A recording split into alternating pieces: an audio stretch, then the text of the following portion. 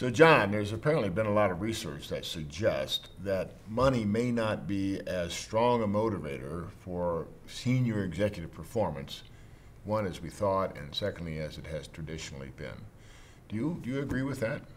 Well, let me say first off that there's little doubt in my mind that many of these chief executives are competing with their peers in other companies. But it's not just on the money. They are competing to run a successful company. They are competing to introduce a new product. They're competing to crack a market that no one's ever cracked before. They're competing to leave a legacy that's in some way distinctive.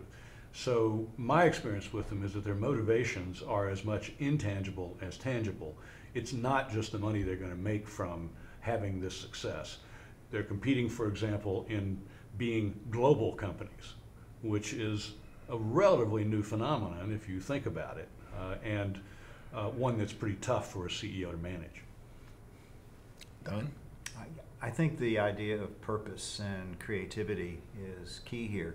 I want to mention the recent work of Daniel Pink at Harvard, who looks at motivation, and we teach Daniel Pink in the human resource class.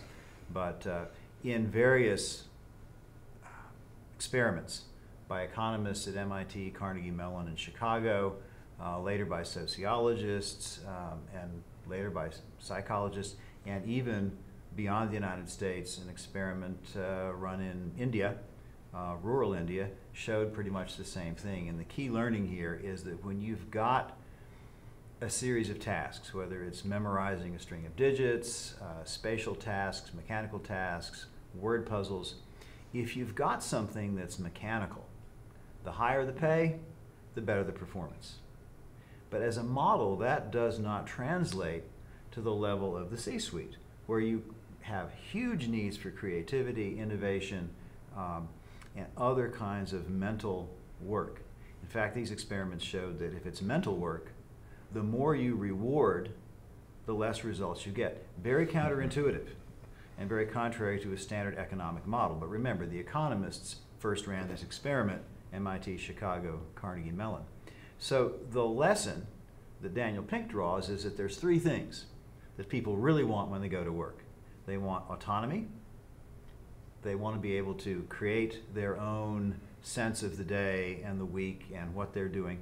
They want to be left alone sometimes to create.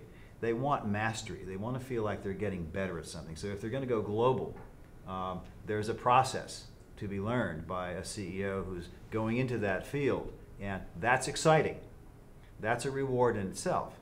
And then there's the idea of purpose, which has to be corporate-wide. So we mentioned Mackey earlier, and he came here 2 years ago and talked about the importance of purpose in the organization. If that infuses the entire organization, people are happy to go to work, regardless of their pay. Pay has to be enough that that's off the table, according to Daniel Pink. And once you get enough, whatever that is, and that's certainly debatable, then people can devote themselves to the purpose of the company, exercising autonomy, finding joy in mastery of certain kinds of tasks and accomplishments, and then you have a great corporate culture, which is more conducive to hiring someone who will be glad to work there, whether they're coming from within, preferably, or if they're coming from without, you don't have to lure them with big pay because they understand they're coming to a very special place to work.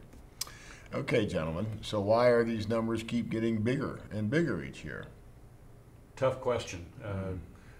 Certainly there's an indexing and a tracking around which an entire industry has grown up of consultants saying, here's how you ought to be compared. The biggest example that comes to mind for me is Grasso at the New York Stock Exchange. Grasso, at a time when the New York Stock Exchange was organized as a nonprofit, mind you, and the board compensation committee decided to gauge his compensation against someone who might be managing trillions of dollars in assets in an investment fund, if you will, and made what I regard as a faulty argument as to the magnitude of his job.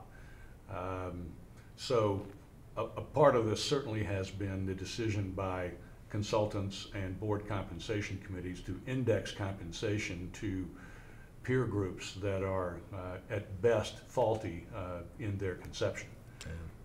Don, any further thoughts on that? I think that we're still living in a world where we assume most boards, most shareholders, most people that would take these jobs wrongly assume that their real reward is going to be monetary. That economics, monetary compensation drives everything. And until we get over that, we're going to see what we've been seeing.